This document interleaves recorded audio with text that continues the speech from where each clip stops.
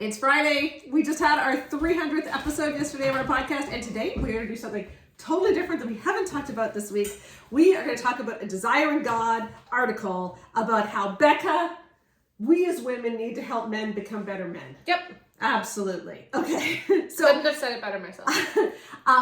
There was a Desiring God article written that you and I analyzed. I think it was probably like January 2024 or something like that. It was the first article back after the Christmas break, where this women had written about how the problems in marriage are because we expect too much from our husbands, and we shouldn't expect them not to be sinners. We shouldn't, and we should realize that they're growing and that we don't know anything more. It was just bad. It was all like, it's all the kind of advice that might be decent in the context of a dude who honestly is a good dude who's trying his best and is doing like normal mess-up things. But the same way that like we all have normal mess-ups, but there was no context of that. It was point blank, all men are growing. And it was talking about men, you know, your husband is going to be tempted towards sexual sin. He is going to be tempted towards gambling and hurting others. And it's like, really? Okay. So we are out of the realm of it was problematic. Anyway, this woman has written a bunch of articles. She's a pastor's wife. I don't want to say her name because I don't like beating up on younger women who are writing, but I think it is really interesting that Desiring God consistently has her on quite frequently to write the same sorts of articles. And the articles are all about how women, you really can't expect your husband to be a good guy unless you take the initiative and do something about it. So you haven't read this? No, I haven't. So I'm going to spring it on you, and we're just going to work through it a little bit, okay? All right. So, and this was published just this week, okay? Yes, it was. My 6-year-old son is in the other kayak. His skinny arms strain, sweat sticks to his curls. He turns his head back to see where I am. A grin flashes across his face. I have told him that he must lead the way. He must lead his mother around the point. And then he yells, "Mom, watch out for that log." And so this is the start of it, is how she is telling her son that he must lead the way. Just adorable. All 6-year-olds love doing that. My 6-year-old literally just got to be the leader downtown. Yes, and when we were in Toronto, and I would often tell you and Katie that you had to look at the subway thing and you had to figure out how to get. The difference is I did it with you guys too, not just to my sons. Yeah, exactly. Well, I mean, I only had daughters, but anyway. So, and then and this is the thing. There's nothing wrong with getting your kids to give directions and take leads, because it's actually a good life skill. And to be very fair, to be very clear, we're not reading this word for word. We're paraphrasing and summarizing, just so that people know. Yeah, because it's too long to read. But yeah, nothing wrong with teaching life skills. Is something really wrong with making that gendered. And that's Vivian also loves having a chance to be the leader. Yes. So. Okay, so then she goes on to talk about how men in process, how men can be in process. You know, we're claimed by Christ. We find ourselves with a new perfect brother and a great many other brothers who are not perfect. So let's be very clear. What she says is, when we are claimed, let's just read it word for word. Let's be realistic. It's easier at this point. Yeah. When we are claimed by Christ, we suddenly find ourselves with a new perfect brother, capital. So as making Christ our brother. And many other lowercase brothers who are not perfect. Yes. Right? Like my son, these men are all men in process. As men, God calls them to specifically masculine forms of initiative, protection, and construction. When all systems are working well, men are born with a craving for challenge. They see hard work and skill as a path to respect, which they deeply desire. Yeah, which, is unnecessarily gendered. It's all still typical for the par for the course for people like Gospel Coalitions. Like, it's uniquely male to see challenges and want to overcome them. Yeah. As opposed to Mary Curie, as opposed to what was her name? The woman who did the computations for the moon landing. Oh gosh. The woman who did the computations for the moon all the landing. women in Hidden Figures. And the one who did the original. Oh, the one, where she's standing with the text with all her notes that are as tall as she is. That super good picture. And all of the wives of the inventors who actually did the inventions and all this throughout history. Challenges. I actually do think that healthy masculinity involves initiative, because men have the privilege, and I've talked about this before, and I don't want to get into all that because it's a whole other podcast, because so much of life happens, and people are going to have a problem with me phrasing it this way, but this is how it is. It happens to women often. When we have a kid, I'm the one who is going through it. Yeah, you're the one. Like, I am the one whose body is changing, who can't, who does not have the privilege to sit back and do nothing. Because even when I am sitting back and doing nothing, my body is being taxed. Right. Like, there is not an ability to take a break. And so there is a level where it's like, healthy masculinity means recognizing that innate privilege in many of the things that end up in gendered in relationships where there's a man and a woman, where a lot of the stuff is just going to happen one way because the woman is the one with the womb. And so taking initiative. So I don't have a problem with that. But this idea that masculinity is only and that only men protect. That only men, it's like, okay, that's just that only men desire respect. It's just really weird. Anyway, so then she talks about how, as a Christian woman, I am more aware than ever of the blessing of godly masculinity and the tragedy of failed masculinity. And I am more aware than ever of the power women have to encourage and affirm the masculine. And that's where she's going with this, is that women need to affirm and call out the masculine in men. Okay. And she says, a woman's unique ability to call out the masculine overlaps with Paul's command to all believers in Philippians 4:8. Whatever is true, whatever is noble, whatever is just, whatever is pure, whatever is lovely, whatever is commendable, if there is any excellence, if there is anything worthy of praise, think about these things. And so basically what she then goes on to this say, is good. What she says, we are to be connoisseurs, bright and optimistic, looking for good things to think about in God's world. We train our minds to be noticers of the lovely and commendable. A boy leading his sister across the street, a man holding the door for you, your husband mowing the lawn, your pastor preaching an excellent sermon, assuming the pastor's a man there. Yeah. By thinking about these things, you train your eyes to spot more of the excellent in men, like hunting for a certain wildflower in the woods, which upon finding once, you suddenly see everywhere. Mm-hmm. Here's the thing, though. Yeah. Again, I always come back to this. Why is this about masculinity? Yeah. Why is it that women have to look for the goodness in men versus just look for the goodness around you? Yeah. And then if it's mostly men, then ask why the women aren't stepping up. And if it's mostly women, ask why the men aren't stepping up. Like, there is a level where all of this doesn't... And I mean, calling out the good that you see in others is actually a really good thing to do. That's a really good practice as a parent, to call out the good you see your kids doing, so that when you're talking to them, you're not only ever criticizing them for the bad. Like, and as you call out the good, they are more likely to develop the good. But this isn't a gendered thing. But also, like, it's weird to me that I should have to call out all the good masculinity things that I see. Like, this is the same group, and this is what I find weird, is it's like, you know, this is the same group who is so obsessed with, like, everything being a threat for an affair. Yeah. And they're also telling women you should notice all the men around you and all the good things and masculine things they do and look at how masculine everyone is. Yeah. Like, this is the problem. This is the same people. This is the same group. The same group that says you can't be alone with a woman also says, women, make sure that you're patting the ego of every man around you. Like, it's like... And she does go on, so it's just how to encourage a man in process. And I just find this so incredible. Like, it's so... Like, she doesn't talk about women being in process. No. Like, because her other article that we critiqued was how, you know... Men are all sinners, and we can't assume that they should be perfect, and so don't be mad if they're not perfect. Yeah, so it's always men in process. It's always that. And so we are supposed to be a warm sounding board to men in process. And this responsibility looks different depending on the man. It shifts as we move through the circles of intimacy. You know, our husbands are in the first tier, our sons and fathers are in the next tier. So we're supposed to call out the masculinity in our fathers. That's. I mean, it is Freudian. Like, it is Freudian. Like, further out, we find fellow. I also try to say this. Sorry, this is also the problem. This is the problem. Our husbands are in the first tier. Like, the responsibility looks different based on, like, the tiers, right? Why isn't the son in the first tier? To me, it's much more important that I affirm who my son is, because he's still growing. He's still figuring who he is. Connor is who he is. Like,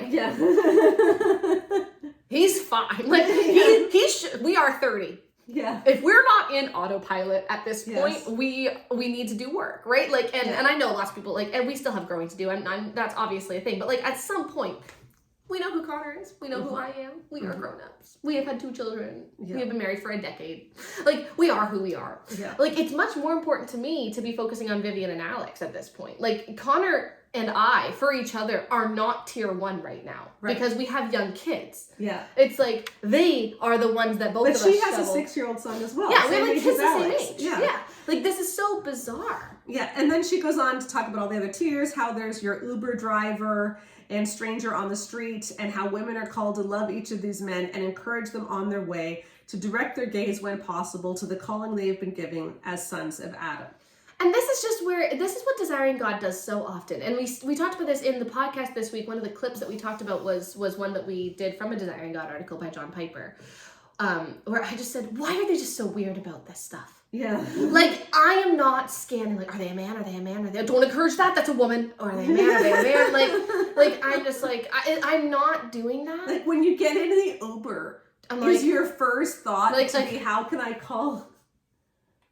Stephen, thank you for graciously picking me up. That was a protector move. And I appreciate the initiative you took to become an Uber driver. That initiative, that is the calling of Adam on your life. And I am so just honored to be able to be a part of you living out that godly calling of protectiveness and initiative that you took. You could have done anything else. You could have been playing video games, and Steven's like, can I just take you to your place? You seem like a problem. Like, you seem weird. Right? Like, Steven's like, I'm gonna call my wife and put her on speakerphone. Yeah. So, like, Steven's gonna start, like, a complaint with Uber about, like, yeah, like, it's, like, I know I'm being facetious, but it's weird. But this is weird.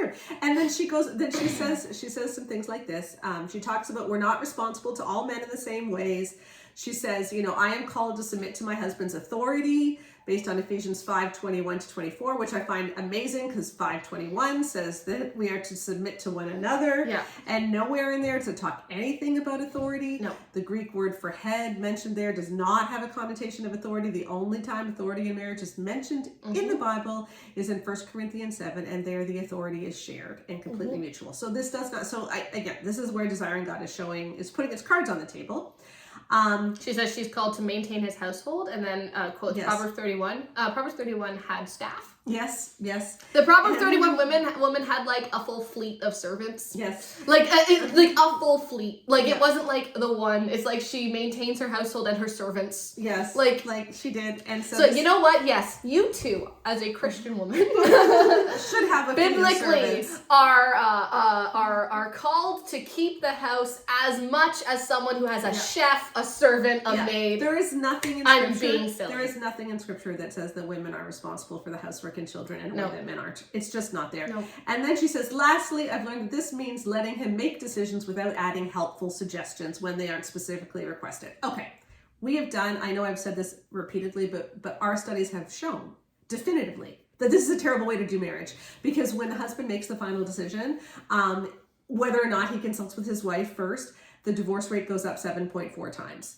and marital satisfaction falls. Like, having a husband make the final decision is toxic for a marriage. And the fact that they are just laying it right out there, that's what they think, is just really something to, wow. She says, I've learned it means saying little or nothing about his innocent mistakes. Which, I'll be honest, I actually think that if it's an honest, innocent mistake, that's a good marital strategy for both sexes. Right. Connor and I both. If it's like something where it's an innocent mistake, but it really must not happen again, we'll address it. But if it's something where it's like, this isn't going to happen again, I see that the natural consequences have already happened. I'm not going to say anything else. Okay, perfect example, not about marriage. I was literally just downtown with a friend of mine. We went to see a bunch of birds and stuff. It was very fun. And they brought in a bird for our kids to play with. And the smallest child who was with us just instantly impulse controls went to grab the bird, and the bird bit the child. And my friend and I were like, well, that was a great natural consequence. And we didn't say anything about it. She didn't get in trouble. She didn't get punished, because that kid is never grabbing a bird again. Yes. Right? Like that kind of thing where it's like, we don't need to shame people for mistakes that are obviously not going to happen again. Right. But the problem is, if you look at the sum total of her articles, exactly, she calls things innocent mistakes that aren't innocent. Like innocent mistakes, like, well, it was just one night of gambling. Yeah. It's like, no. Yeah.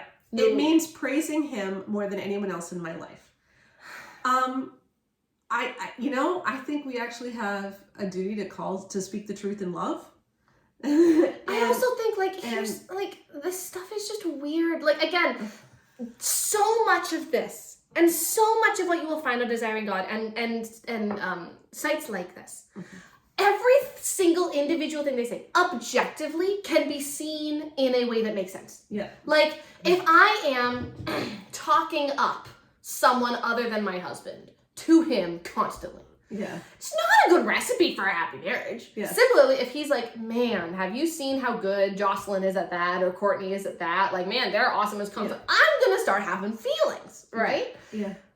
But it's weird that they think about it this much. I know. Like, that's the part that keeps getting to me. It's like, why are we thinking about this much? Because in healthy marriages, this is just not something that you would do, right? Yeah. And there's one thing to tell couples, like, make sure that you're not taking for granted the stuff that your spouse is doing, and that you are actually saying thank you, because so much of what we do in life is thankless. Yeah. And it's exhausting, and people get burnt out, and they feel lonely and unheard and unseen. So, like, even if you think it's stupid, like, thank them for changing the toilet roll. Thank them for putting the toothpaste away when you left it out that night. Thank you for, like, that's fine. Yeah. But the problem is, don't do that in isolation. Well, and also, you're not like there's also this focus on when this authors like this, where they've talked in the past about like how, well, all men have struggles of gambling and wanting to have affairs and having anger management problems, and like, as you see that in Love and Respect too, right? Rage, no, actually, every man doesn't want to lose $10,000 at the casino. Like, that's not what every man does want to do. Not every man does end up in massive credit card debt because of that. Not every man does want to have an affair. Yeah. Like, not every man is like that. And so when that's your foundation, and then you're looking at life through this, where it's like, I never say anything negative, I only put in positive, it just, we've said this before, it feels like manifestation woo-woo. It does. It really does. Okay. Sorry. I want to, because we're running out of time, and I want to just get to the end of this. Okay. I just want to read the last two paragraphs because they're awesome. For the men in your life to whom you are not directly responsible, you can still demonstrate respect and affirm, even draw out the good things God is doing through them by interacting with them in a feminine way. Seek out and accept help when appropriate. Ask for advice or information that you know particular men can offer. Say thank you with a smile. So wait, I had to get something that looked like a handkerchief if I'm gonna do this in a feminine way. So like, I'm sorry. Like that's wild. This is like, why are we so worried about doing everything in a feminine way? Oh, thank you. Thank you for opening the door for my delicate constitution. Yeah. No, wait, that's coming. The delicate constitution is coming. coming. Oh no, is it actually? Yeah. Or maybe it was up here. Yeah, where is it? I don't know. Oh, yeah, no. Okay, yeah. Okay. But like, let's just ask for advice or information that you know particular men can offer is wild to me. It's like, again, why are we thinking about this when so she's talking much? about her son, ask him to open a door to pick up something I call heavy. Yeah, okay. Then she ends, pray for the men in your life, praise the excellent in them, and let the teaching of kindness rest on your tongue at all times. Through your feminine efforts, you can create the kind of atmosphere that makes their masculine effort worthwhile in this world. To me, here's the thing. Okay. When we're talking about a dichotomy of the sexes, okay? So in a conversation like this, and you're talking about the feminine and the masculine and using your feminine to get them to do masculine things, that just sounds like flirting to me. Yeah. That's what I don't understand. It's like, I can definitely use, like, when I was 19 years old, I used a lot of feminine influence to get things that I wanted. Yeah. Like, the number of places that I got discounts and I got to do things I wasn't technically supposed to do because I just played, I was really cute back then. Like, I just played cute blonde with long curls and batting eyelashes. Like, it works really well. But that's often what, like... Well, here's my bigger question about this, though, okay? If men need women to praise them and never say anything bad about them and let them make all the decisions so that the men can lead and be masculine, who's actually doing the leading? Yeah, it's all women. It's all women. It's all women. Well, and they're putting the entire emotional labor for a man being a decent guy onto women. And that's the problem with desiring God.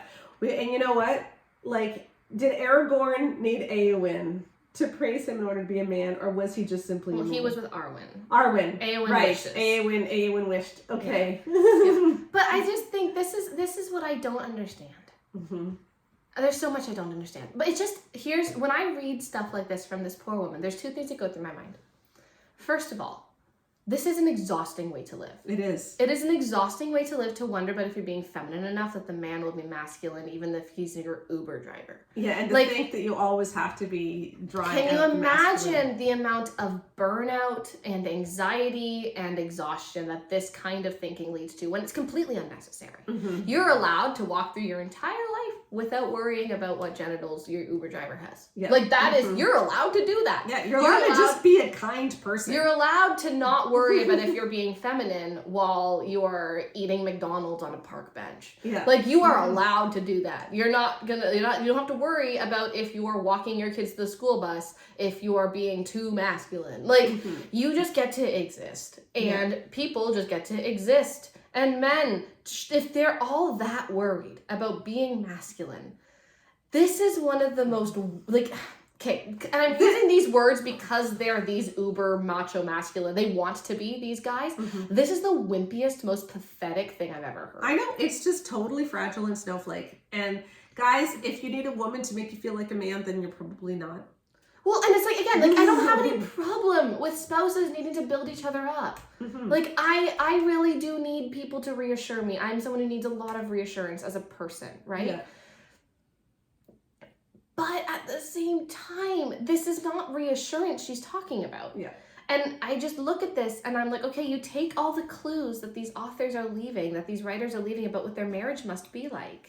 Yeah. And it's like, if you really believe that you can't just parent your son into a decent human being, but you need to, like, see all these things that you're doing with him through the lens of he needs to have his fragile masculinity strengthened so that I can be this meek, submissive woman, that's gonna lead to some seriously messed up subliminal messaging.